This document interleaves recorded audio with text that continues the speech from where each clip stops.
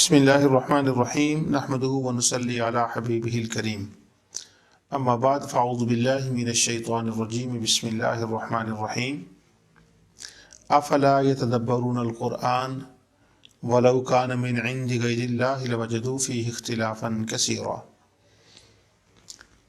سب سے پہلے تو میں اللہ تعالیٰ کا شکر ادا کرتا ہوں کہ اس نے مجھے آپ سے مخاطب ہونے کی توفیق عطا فرمائی، اور اس کے بعد میں نور ٹی وی کا شکریہ ادا کرتا ہوں، اس کی انتظامیہ کا اور حضرت قبلہ پیر صاحب کا، پیر علاء الدین صدیقی دامت برکاتہم العالیہ کا، اور دیگر جو اس پروگرام میں کام کرنے والے ہیں کہ انہوں نے مجھے یہاں حاضر ہونے کا موقع فراہم کیا۔ یہ پروگرام جو میں شروع کر رہا ہوں، اللہ تعالیٰ کی توفیق سے اس میں قرآن کریم کے حوالے سے بہت سی باتیں آئیں گی انشاءاللہ، اور آگے چل کر ایمانیات پر بھی بات ہوگی۔ آج جو پہلا پروگرام ہے اس میں جو آپ کے ساتھ شیئر کر رہا ہوں وہ یہ چیز ہے کہ قرآن کریم کو پڑھتے وقت، سمجھتے وقت، اس کی تلاوت کے وقت ایک چیز جو اس کا قانون کہہ لیں اور اس کے قوانین میں سے، علوم القرآن میں سے ایک یہ قاعدہ ہے، پرنسپل ہے، اس کو کہتے ہیں حقیقت و مجاز۔ حقیقت و مجاز یہ ایک پورا کنسپٹ ہے جو پورے قرآن کے اندر بار بار جس کو بیان کیا گیا، وہ یہ ہے کہ جب کوئی آدمی بات کرتا ہے، بولتا ہے، تو کیا اس بولنے والے کا، کلمہ کہنے والے کا جو کلام ہے وہ حقیقی معنی پر ہے یا مجازی معنی پر؟ یہ ڈیپینڈ کرتا ہے کہ کلام کرنے والا کون ہے، اور اسی حوالے سے اس کا معنی جو ہے وہ متعین کیا جائے گا۔ اگر کلام کرنے والا مسلمان ہے تو اس کا معنی اور ہوگا، اور اگر کلام کرنے والا غیر مسلم ہے تو اس کا معنی اور ہوگا۔ مثلا ایک شخص کے سر میں درد ہے اور وہ دہریہ ہے، ایتھیسٹ ہے، اگنوسٹک ہے، وہ اللہ رب العزت کی ذات کو بالکل نہیں مانتا، اس کا وہ انکاری ہے اللہ رب العزت کی ذات کا۔ اس کو کوئی تکلیف تھی اور اس نے ایک میڈیسن اٹھائی، اور میڈیسن اٹھانے کے بعد اس نے اس کو پانی کے گلاس کے ساتھ لیا، اور بعد میں وہ کہنے لگا کہ مجھے اس پیراسیٹامول جو میڈیسن ہے اس نے مجھے آرام دیا، اس نے مجھے شفا دی۔ اب وہ کہنے والا قائل جو ہے وہ مسلمان نہیں ہے، اس کا یہ کہنا کفریہ ہوگا، کیونکہ وہ شفا کی نسبت جو ہے، شفا دینے کی نسبت جو ہے وہ میڈیسن کی طرف کر رہا ہے، ایک دوائی کی طرف کر رہا ہے، اور وہ اسی کو ہی یہ سمجھ رہا ہے کہ اس کے اندر یہ طاقت ہے، اس کے اندر یہ تاثیر ہے کہ یہ شفا دے سکتی ہے۔ اس کے اندر یہ تصور نہیں ہے کہ اللہ رب العزت نے اس میڈیسن کے اندر اس تاثیر کو پیدا فرمایا ہے، وہ سب کچھ میڈیسن کو ہی سمجھ رہا ہے، لہٰذا اس کا کہنا اور معنی میں ہوگا۔ اور جب مسلمان یہ کلمہ کہے کہ مجھے فلاں دعا نے شفا دی ہے، فلاں میڈیسن سے مجھے آرام مل گیا، تو اس کے اندر اللہ وحدہ لا شریک کا یقین ہے، اس کا ایمان ہے، وہ اللہ تعالیٰ کو مانتا ہے، انبیاء کو مانتا ہے، رسولوں کو مانتا ہے، وہ آخرت کو مانتا ہے۔ اب جب وہ یہ کہے گا کہ مجھے دوائی نے آرام دیا، تو اس کا کہنے کا معنی یہ ہوگا کہ یہ دوائی جو ہے یہ تو ذریعہ ہے آرام دینے کا، شفا دینے کا، در حقیقت شفا دینے والی اللہ کی ذات ہے، اور اللہ تعالیٰ کی ذات نے اس کے اندر یہ طاقت رکھتی ہے کہ یہ مریض کو شفا دے۔ تو یہ ایک ذریعہ اور واسطہ ہے، در حقیقت شفا دینے والا اللہ تعالیٰ ہے، اس کی ذات ہے جس نے شفا دی ہے۔ علماء کی زبان میں اس کو کہتے ہیں کہ آپ نے اس شفا دینے کی نسبت فعل کی طرف کی ہے یا فاعل حقیقی کی طرف کی ہے؟ تو فاعل حقیقی تو اللہ تعالیٰ کی ذات ہے، اور جس کے ذریعے سے یہ فعل واقع ہوا ہے شفا کا، وہ ہے دعائی۔ تو اللہ تعالیٰ اصل ہے، اور جب ہم دعائی کا نام لیتے ہیں تو حقیقتاً مراد اللہ تعالیٰ کی ذات ہوتی ہے۔ کافر کی مثال یوں قرآن کریم سے میں آپ کو ایک عرض کرتا ہوں۔ اللہ تعالیٰ قرآن کریم میں ارشاد فرماتے ہیں، یہ سورہ القصص کی آیت نمبر 78 کا ابتدائی حصہ میں تلاوت کر رہا ہوں۔ اللہ تعالیٰ فرماتے ہیں، قال انما اوتیتہ علی علم عندی۔ یہ قارون کا قصہ چل رہا ہے کہ جب قارون سے کہا گیا کہ تو اللہ تعالیٰ کے رستے میں کچھ دے، اللہ تعالیٰ نے تجھے بہت عطا فرما رکھا ہے، تو وہ آگے سے کہنے لگا یہ جو کچھ مجھے ملا ہے یہ میرے علم نے مجھے دیا ہے، یہ میرے علم کی وجہ سے مجھے میرے علم نے دیا ہے۔ اسی طرح قرآن کریم سے دوسری مثال میں عرض کرتا ہوں، یہ سورہ الزخرف ہے اور اس کی آیت نمبر 51 ہے جو میں تلاوت کر رہا ہوں۔ اللہ تعالیٰ فرماتا ہے، وَنَادَى فِرْعَوْنُ فِي قَوْمِهِ قَالَ يَا قَوْمِ أَلَيْسَ لِي مُلْكُ مِصْرَ وَهَٰذِهِ الْأَنْهَارُ تَجْرِي مِن تَحْتِي أَفَلَا تُبْصِرُونَ۔ اور فرعون نے اپنی قوم میں یہ اعلان کرا دیا، منادی کرا دی اور کہا ہے، میری قوم کیا مصر کا ملک میرا نہیں ہے؟ اب جب فرعون نے یہ کہا کہ کیا مصر کا ملک میرا نہیں ہے، اور قارون نے کہا کہ میرے علم نے مجھے یہ سب کچھ دیا ہے، اب قارون کا کہنا اور فرعون کا کہنا یہ کفر ہے کہ میرا ملک ہے۔ کیوں؟ کہ فرعون کا خدائی کا دعویٰ تھا، جیسا کہ سورۃ النازعات میں اللہ رب العزت ارشاد فرماتے ہیں کہ اس نے کہا انا ربکم الاعلی، کہ میں بڑا خدا ہوں۔ اب اس کے خدائی کا دعویٰ تھا، جب اس نے کہا یہ ملک مصر میرا ہے تو اس کا یہ کہنا کفر ہو گیا، شرک ہو گیا، اس کا یہ کہنا درست نہ رہا۔ اسی طرح جب قارون نے کہا کہ میرے علم نے مجھے دولت دی ہے تو اس کا یہ کہنا کفر ہو گیا۔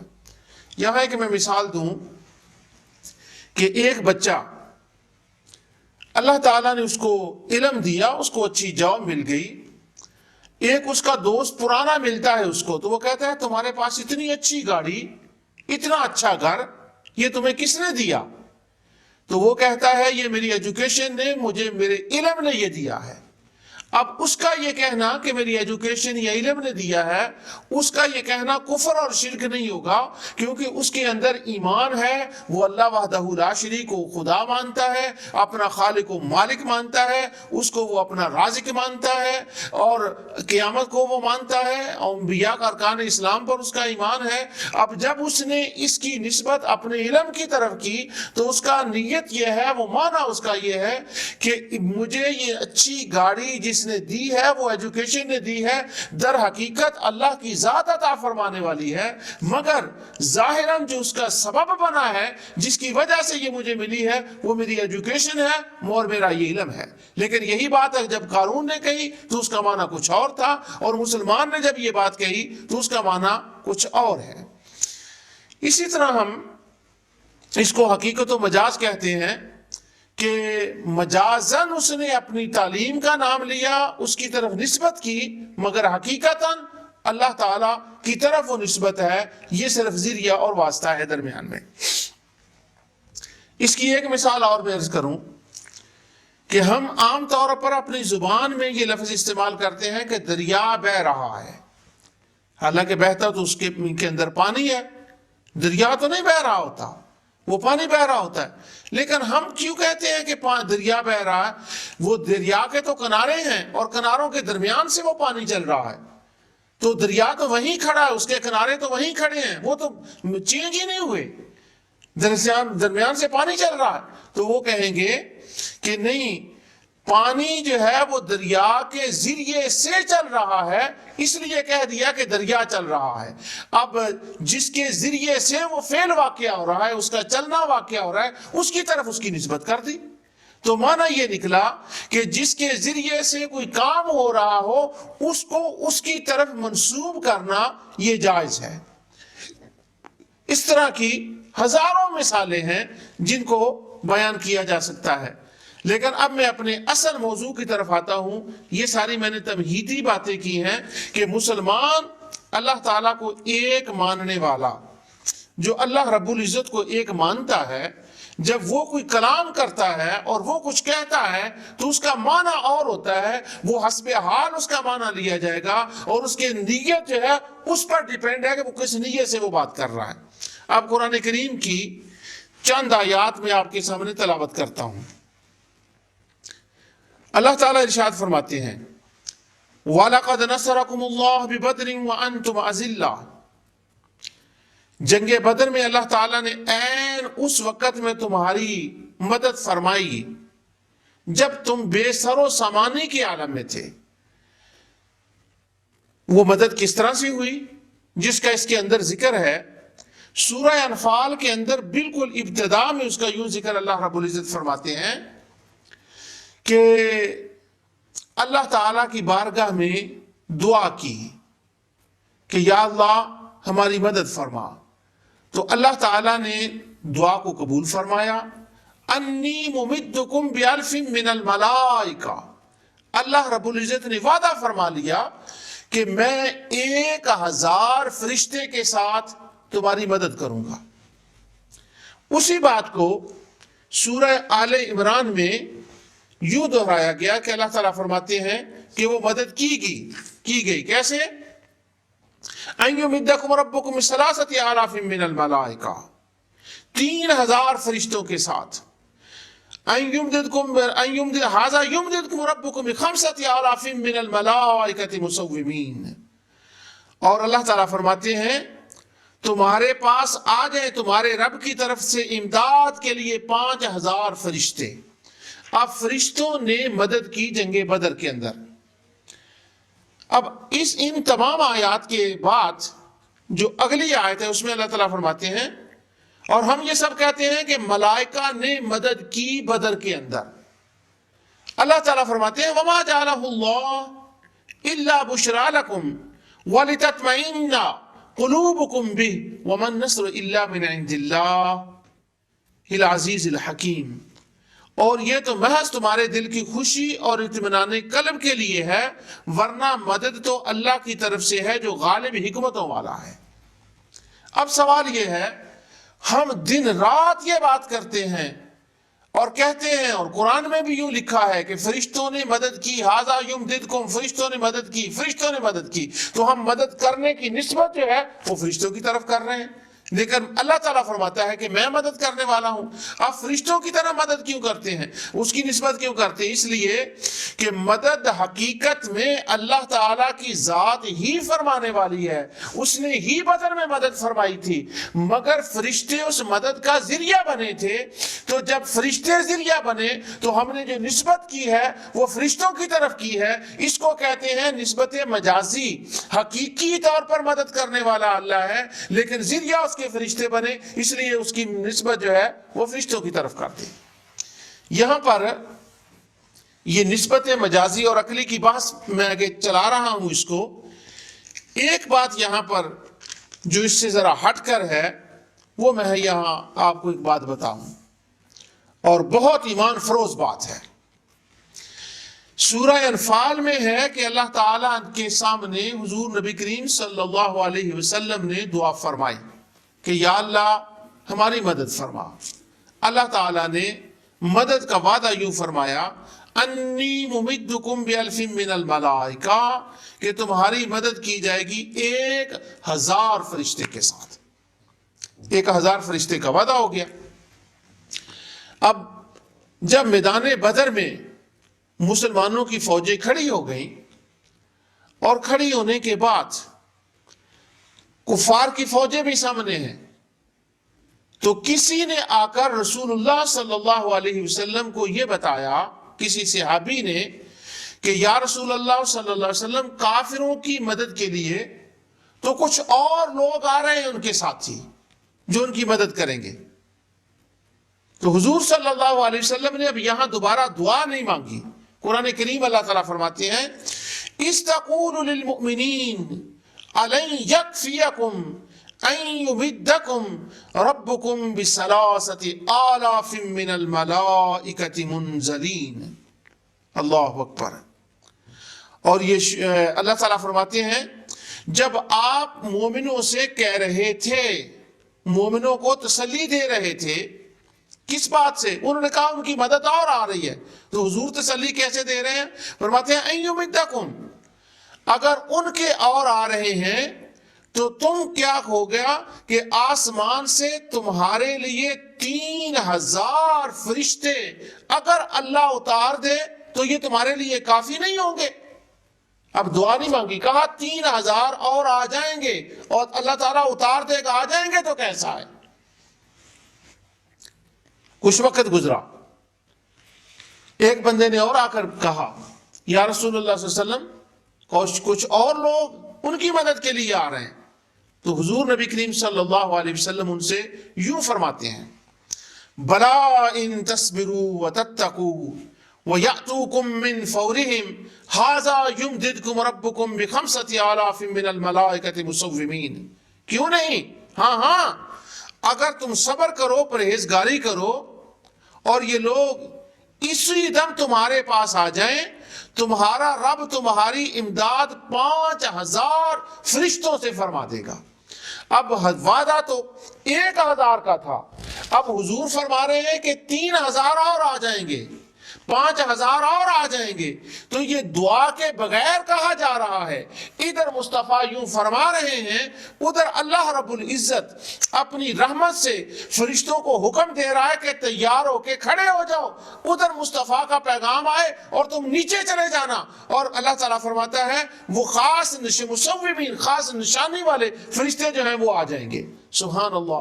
یہاں سے رسول اللہ صلی اللہ علیہ وسلم کا جو مرتبہ اللہ رب العزت کے ہاں ہے اس کا اندازہ فرمائیں کہ جو یہاں وہ فرش پہ کہہ دیں عرش پر وہ پورا ہو جاتا ہے۔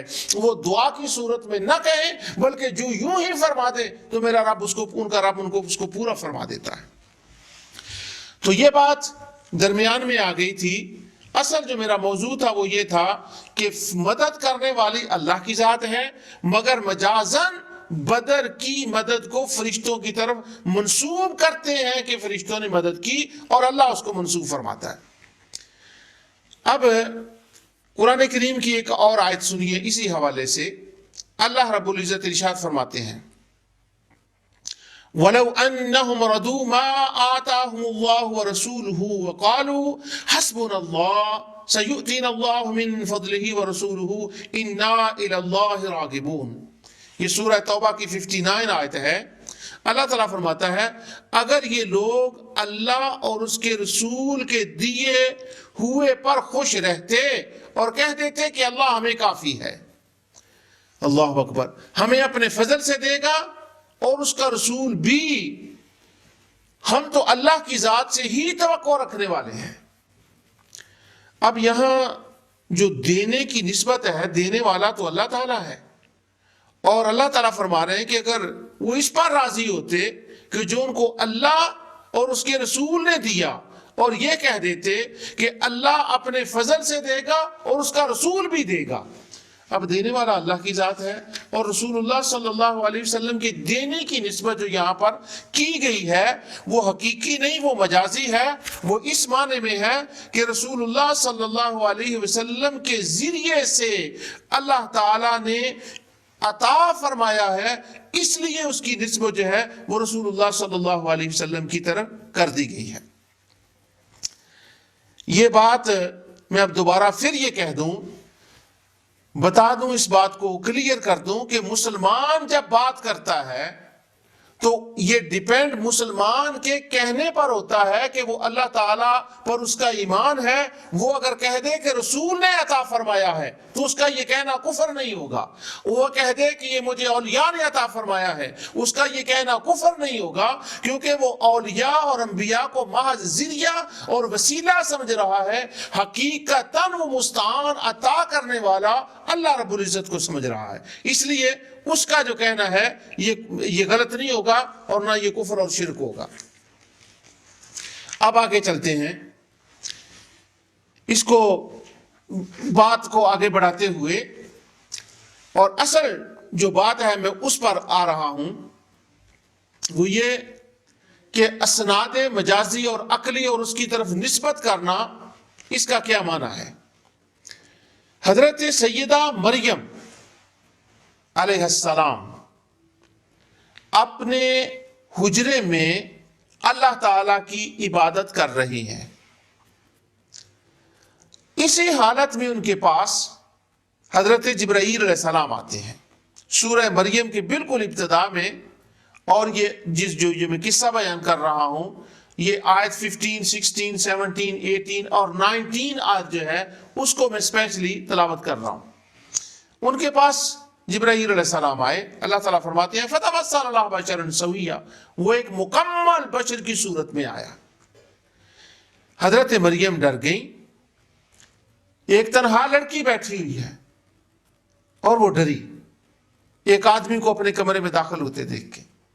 تو وہ کہنے لگی قالت انی اعوذ بالرحمن منک ان کنت تقیا، کہ میں تمہیں اللہ کا واسطہ دیتی ہوں، میں اللہ کی پناہ مانگتی ہوں، اللہ کا واسطہ دیتی ہوں، اگر تیرے دل میں کچھ خوف خدا ہے تو، کہ تو میرے کمرے میں کیا لینے آیا ہے، یہاں میں اکیلی لڑکی بیٹھی ہوئی ہوں. اب جو وہ حضرت جبرائیل علیہ السلام ہیں وہ حضرت مریم سے مخاطب ہوتے ہیں کہ میں کیوں آیا ہوں، آنے کی وجہ بیان کر رہے ہیں. اور وہ کہتے ہیں، یہ بڑے توجہ سے اس کو قرآن کریم کی آیت کو سماعت فرمائیے. اللہ فرماتا ہے کہ جبرائیل نے کہا قال انما انا رسول ربک، کہ میں تیرے رب کا بھیجا ہوا آیا ہوں. اور آیا کیوں ہوں؟ قال انما انا رسول ربک لأہب لک غلاما زکیا، میں اس لیے آیا ہوں تاکہ تجھے میں ایک صاف ستھرا بیٹا دے دوں. اب حضرت جبرائیل کا یہ کہنا کہ میں تجھے صاف ستھرا بیٹا دے دوں، بیٹا دینے والا کون ہے؟ بیٹا دینے والا تو اللہ تعالیٰ کی ذات ہے. تو حضرت جبرائیل کہہ رہے ہیں میں بیٹا دے دوں؟ اللہ اکبر. آج کوئی یہ کہے کہ مجھے فلاں پیر نے بیٹا دیا ہے تو شور مچ جاتا ہے اس بات پر. اور دیکھیں قرآن کریم میں اللہ تعالیٰ فرما رہے ہیں کہ جبرائیل کہہ رہے ہیں میں تجھے بیٹا دینے کے لیے آیا ہوں. اب حضرت مریم نے یہ نہیں کہا کہ بیٹا دینے والا تو اللہ، تو کیسے دے سکتا ہے. حضرت جبرائیل نے یہ نہیں کہا کہ یہ میں کیا کہہ رہا ہوں، وہ تو اللہ کی طرف سے حکم تھا، وہ کیوں کہتے ہیں کہ میں کیا کہہ رہا ہوں.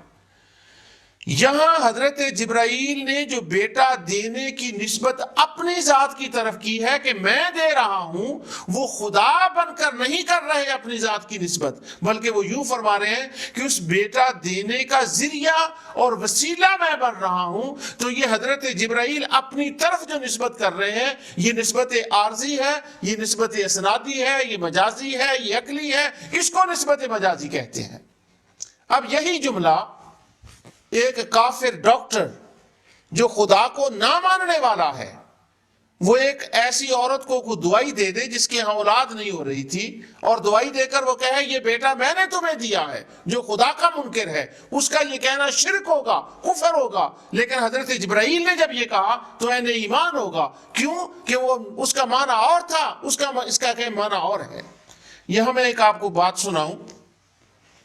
ایک بچی تھی، اس کے ہاں اولاد نہیں ہوتی تھی، وہ میرے پاس آئی تو کہنے لگی کہ میرے ہاں اولاد نہیں، اللہ تعالیٰ سے آپ دعا کریں اور مجھے کچھ پڑھنے کے لیے بتائیں۔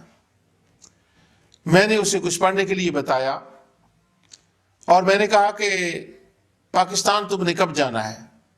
وہ میرپور کی رہنے والی تھی۔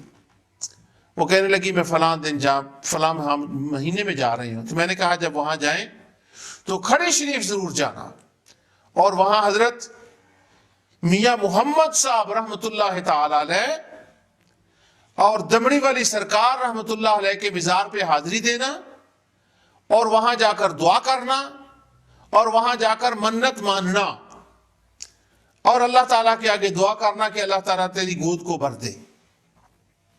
وہ گئی اور وہ جا کر اس نے دعا کی اور منت مانی، اور منت یوں مانی کہ یا رب العالمین مجھے ان بزرگوں کے وسیلے سے، اس پاک جگہ کے وسیلے سے تو بچہ عطا فرما، اور یہاں آ کر میں 2 دیگیں پکاؤں گی اور وہ ان مسافروں کو اور زائرین کو تقسیم کروں گی، اور اس کا ثواب ان بزرگوں کو بخشوں گی اور تیرا شکر ادا کروں گی۔ اس نے یہ منت مانی، اللہ نے اس کو بیٹا عطا فرما دیا۔ جب اللہ رب العزت نے اس کو بیٹا عطا فرمایا تو اس نے اس کا نام رکھ دیا پیرا دتا۔ جب پیرا دتا اس کا نام ہوا تو لوگوں میں شور مچ گیا کہ یہ کیا تو نے کیا، یہ تو شرک ہو گیا، دینے والا تو اللہ، بیٹا دیتا تو اللہ ہے، اور پیرا دتا یہ کیسا نام رکھ دیا؟ اب اس نے یہ جواباً یہ بات کہی کہ قرآن کریم میں اللہ تعالیٰ فرماتے ہیں کہ قال انما انا رسول ربک، حضرت جبرائیل نے کہا تھا کہ میں تجھے بیٹا دینے کے لیے آیا ہوں۔ حضرت جبرائیل کیسے بیٹا دے سکتے ہیں؟ تو انہوں نے کہا کہ وہ جبرائیل نے بیٹا نہیں دیا تھا، بیٹا تو اللہ نے دیا تھا، جبرائیل تو صرف اس کا واسطہ اور ذریعہ بنا تھا۔ تو وہ بچی کہنے لگی جس طرح سے جبرائیل واسطہ اور ذریعہ بنا تھا، یہ کھڑی شریف پر جہاں میں گئی ہوں وہاں جو میں نے دعا کی ہے، وہ پیر بھی، وہ فقیر، وہ اولیاء اللہ بھی اس بیٹا دینے کا ذریعہ بنے ہیں کہ وہاں میری دعا کی قبولیت ہوئی ہے۔ یہ جو میں نسبت ان کی طرف کر رہی ہوں یہ حقیقی معنی میں نہیں کر رہی، یہ مجازی معنی میں کر رہی ہوں۔ جس طرح جبرائیل کی طرف نسبت کرنا جائز ہے، اسی طرح کھڑی شریف کی طرف نسبت کرنا بھی جائز ہے کہ ان بزرگوں نے مجھے بیٹا دیا، لیکن میرا دل اور یقین اور ایمان یہی ہے کہ حقیقتاً بیٹا دینے والا اللہ تعالیٰ کی ذات ہے۔ اب سبحان اللہ، یہ ہے مسلمان کی نیت۔ اب ہم نعتوں میں، تقاریر میں، باتوں میں یہ بات کہتے ہیں یہ رسول اللہ کا کرم ہے، یہ سرکار نے عطا فرمایا، یہ فلاں بزرگ نے عطا کیا۔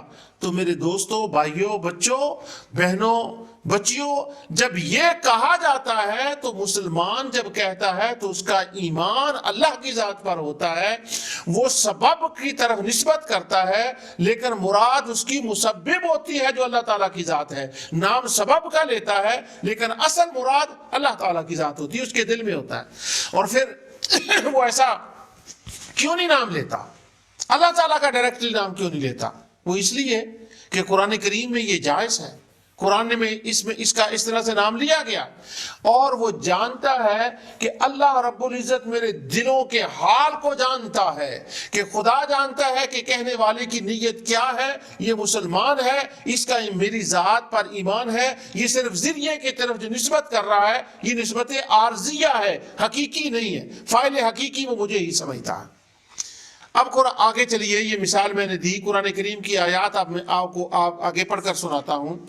یہ قرآن کریم کی آیات جو میں آپ کے سامنے تلاوت کر رہا ہوں، اس کے بعد یہ سورہ یوسف کی ہے، اور یہ 93 آیت ہے جو آپ کے سامنے میں تلاوت کر رہا ہوں۔ اللہ رب العزت ارشاد فرماتے ہیں، حضرت یوسف علیہ السلام مصر میں تھے، ان کے والد ماجد سیدنا یعقوب علیہ السلام کنعان میں تھے۔ وہ بیٹے کی جدائی میں ان کی آنکھوں میں تکلیف ہو گئی، یہ قصہ مشہور آپ جانتے ہیں۔ تو حضرت یعقوب علیہ السلام، یوسف علیہ السلام کہتے ہیں کہ اذهبوا بقمیصی ھذا فالقوه علی وجہ ابی یأتی بصیرا واتونی باہلکم اجمعین، یہ میرا کرتا تم لے جاؤ اور اسے میرے والد کے منہ پر ڈال دو کہ وہ دیکھنے لگیں۔ اللہ اکبر۔ اب یہ دیکھیں، وہ آدمی کرتا لے کر گیا حضرت یوسف علیہ السلام کا، اس نے جا کر جب حضرت یعقوب علیہ السلام کے پاس پہنچا تو اللہ تعالیٰ فرماتے ہیں فَلَمَّا أَنْ جَاءَ الْبَشِيرُ أَلْقَاهُ عَلَى وَجْهِهِ فَارْتَدَّ بَصِيرًا، جب وہ خوشخبری دینے والے نے پہنچ کر ان کے منہ پر کرتا ڈالا تو وہ اسی وقت پھر وہ بینا ہو گئے، ان کی نظر درست ہو گئی۔ اب حضرت یوسف علیہ السلام جو کرتے کی نسبت کر رہے ہیں اس کی طرف کہ یہ کرتا میرا لے جاؤ، اور جب کرتا لے جاؤ گے تو میرے باپ کے چہرے پر ڈالو گے تو اس کی بینائی واپس آ جائے گی، تو یہ شفا دینے کی، بینائی واپس لانے کی یہ جو نسبت کر رہے ہیں حضرت یوسف علیہ السلام، یہ کس کی طرف نسبت کر رہے ہیں؟ کرتے کی طرف۔ فرمایا میرا کرتا لے جاؤ، میرے کرتے میں یہ طاقت ہے کہ اس سے اس کی بینائی لوٹ آئے گی۔ سبحان اللہ۔ بینائی کس نے لوٹائی؟ اللہ تعالیٰ نے۔ بینائی لٹانے والا کون؟ اللہ۔ لیکن یہاں تذکرہ کس کا ہو رہا ہے؟ کرتے کا۔ اگر حضرت سیدنا یوسف علیہ السلام کا کرتا بینائی لٹا سکتا ہے تو کوئی یہ کہہ دے، اور اس کی طرف نسبت کر رہے ہیں کہ یوسف علیہ السلام نے بینائی لٹائی ہے، یا یہ کہہ دے کہ مصطفیٰ علیہ السلام نے یہ کرم فرمایا ہے، اگر کرتے کی طرف نسبت کرنی جائز ہے تو سید الانبیاء کی طرف نسبت کرنی کیوں کر جائز نہیں ہو سکتی؟ تو یہ نسبت جو ہے یہ مجازی ہے، اور قرآن کریم میں اس کو بار بار جو ہے وہ اللہ تعالیٰ نے بیان فرما دیا۔ سورہ یوسف کے اندر اسی سے پہلے وہ آیت بھی آپ کو پڑھ کر سنا دوں۔ حضرت یوسف علیہ السلام جیل میں تھے، ان کے پاس دو جیل کے ساتھی آئے، انہوں نے کوئی خواب کی تعبیر پوچھی، یوسف علیہ السلام نے ان کو خواب کی تعبیر بتا دی، جیسے کہا تھا اسے ہو گیا۔ فرمایا ایک آدمی چھوٹ جائے گا، دوسرے کو صلیب پر لٹکا دیا جائے گا، وہ ایک چھوٹ گیا، دوسرے کو صلیب پر لٹکا دیا۔ اب جس کو چھوڑ دیا گیا تھا، یہ آیت 40 ہے اس کی سورہ یوسف کی، جس کو چھوڑا گیا تھا اس سے یوسف علیہ السلام فرماتے ہیں اذکرنی عند ربک، جب تو اپنے بادشاہ کے پاس جائے تو اس کے سامنے میرا ذکر کرنا۔ ذکر کرنے سے کیا مراد ہے؟ کہ وہ جانتے تھے کہ یوسف علیہ السلام بے گناہ ہیں، ان کا کوئی جرم نہیں ہے، ان کو ایسے ہی قید خانے میں رکھا گیا ہے، تو آپ نے فرمایا ان کے میرے بارے میں ذکر کرنا کہ وہ بے گناہ بندہ پڑا ہوا ہے وہاں پر جیل میں۔ اللہ رب العزت ارشاد فرماتے ہیں فَأَنْسَاهُ الشَّيْطَانُ، جب وہ آدمی باہر نکلا تو شیطان نے اسے بلا دیا۔ فَأَنْسَاهُ الشَّيْطَانُ، شیطان نے اسے بلا دیا۔ اب بلانے کی طرف در حقیقت بلانے والا کون ہے؟ وہ تو اللہ تعالیٰ کی ذات ہے۔ اللہ کے حکم کے سوا، اللہ کی ذات کے سوا کائنات میں کچھ نہیں ہو سکتا، لیکن شیطان کو اس نے خود ہی طاقت عطا فرمائی ہے۔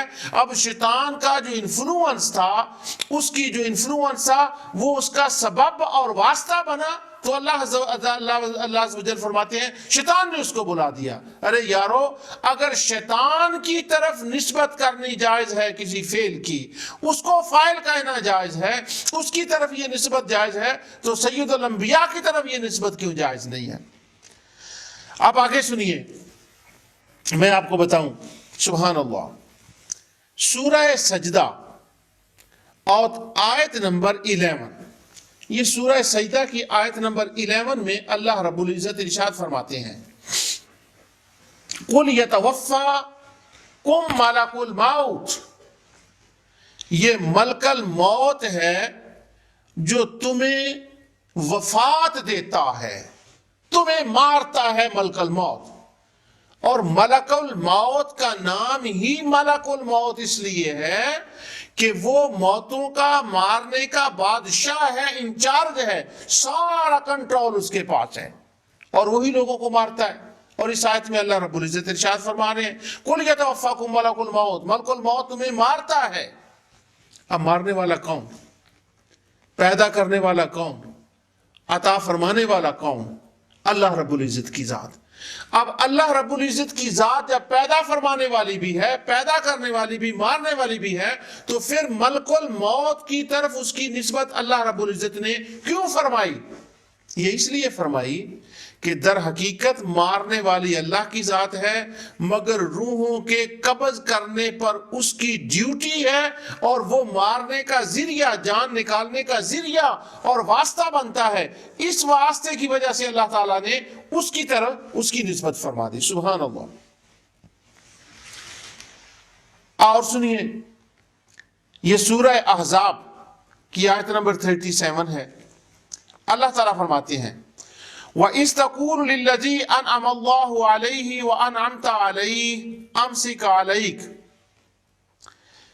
یہاں ایک انٹرسٹنگ میں بات آپ کو بتا دوں کہ سارے قرآن میں صرف ایک ہی صحابی ہیں جن کا نام بائی نیم، ان کا نام قرآن میں منشن ہوا ہے.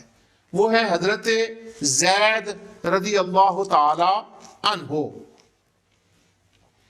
تو حضرت زید رضی اللہ تعالی عنہ کا یہ قصہ چل رہا ہے.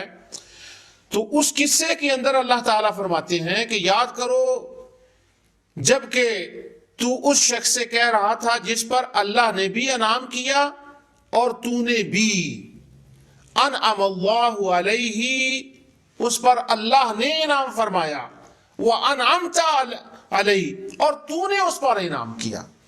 اب رسول اللہ صلی اللہ علیہ وسلم کو اللہ رب العزت یہ ارشاد فرما رہے ہیں تو نے اس کو انعام کیا. تو حقیقتاً انعام کرنے والا کون ہے، عطا فرمانے والا کون ہے؟ وہ اللہ کی ذات ہے. پر رسول اللہ کو کیوں اللہ فرما رہا ہے؟ اس لیے کہ رسول اللہ صلی اللہ علیہ وسلم اس کا ذریعہ اور واسطہ ہے، اور رسول اللہ صلی اللہ علیہ وسلم اللہ کی عطا سے انعام فرماتے ہیں اور عطا کرتے ہیں. اس لیے اللہ تعالیٰ فرما رہا ہے کہ میں نے ان کو دیا اور یہ سارے جہان کو عطا فرما رہے ہیں.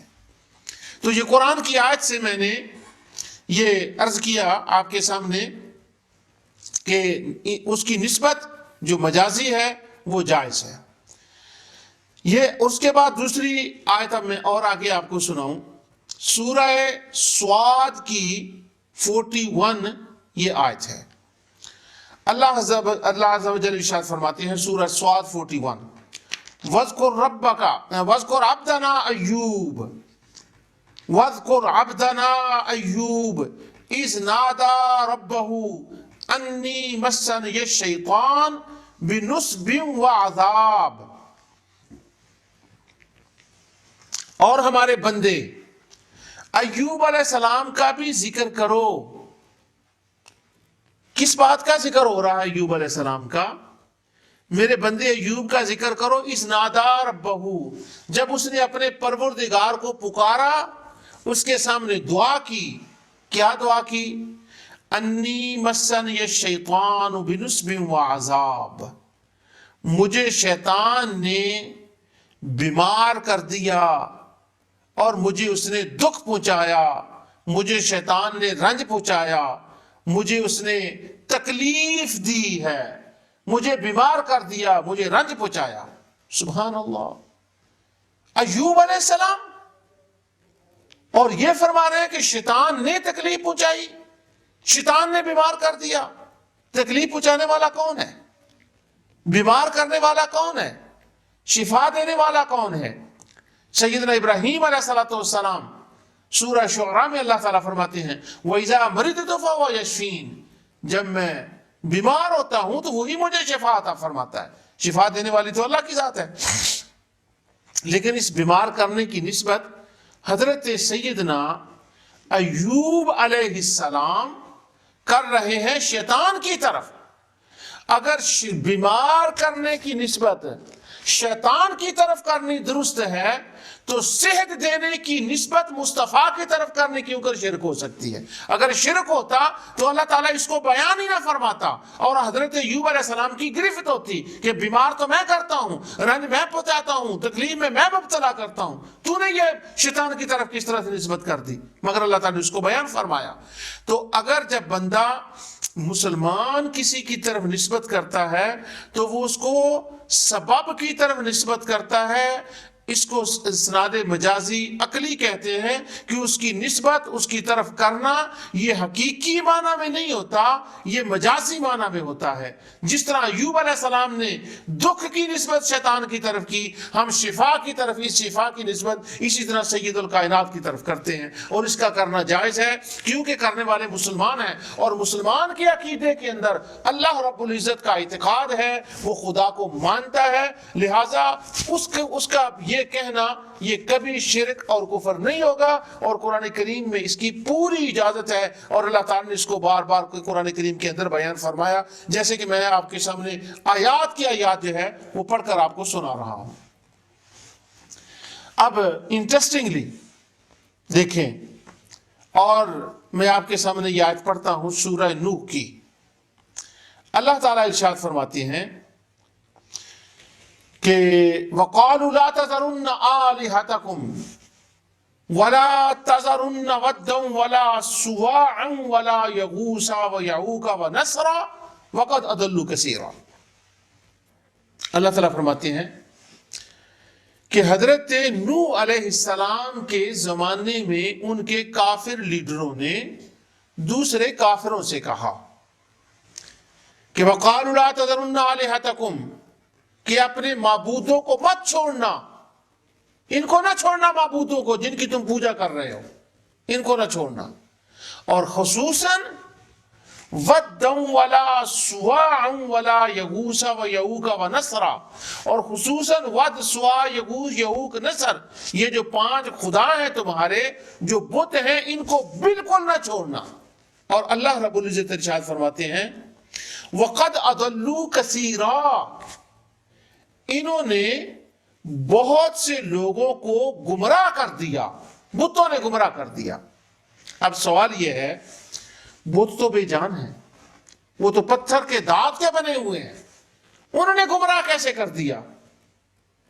تو علماء فرماتے ہیں کہ اس کا معنی یہ ہے کہ چونکہ وہ بت ان کی گمراہی کا ذریعہ اور سبب بنے تھے، تو اللہ تعالیٰ بتوں کی طرف سبب ہونے کی وجہ سے نسبت فرما رہا ہے کہ انہوں نے گمراہ کر دیا۔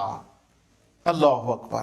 یارو کچھ تو سوچو، اگر بتوں کی طرف نسبت کرنا جائز ہے تو انبیاء اور اولیاء کی طرف صحت اور بیماری، نفع اور نقصان کی عطا کرنے کی نسبت کرنا کیوں جائز نہیں ہے، جبکہ مسلمانوں کے دل کے اندر اللہ وحدہ لا شریک کا اعتقاد جو ہے وہ موجود ہوتا ہے۔ یہاں پر ایک سوال ہوگا کہ بت گمراہ کر سکتے ہیں؟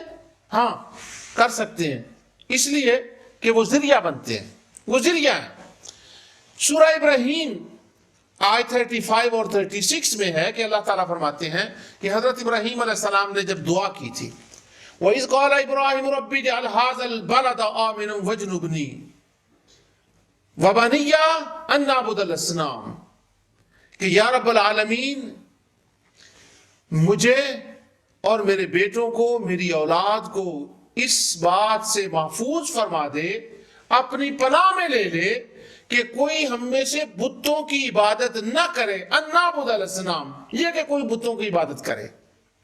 آگے حضرت ابراہیم علیہ السلام بتوں کی ڈسکرپشن اور ان کی پاور بتا رہے ہیں۔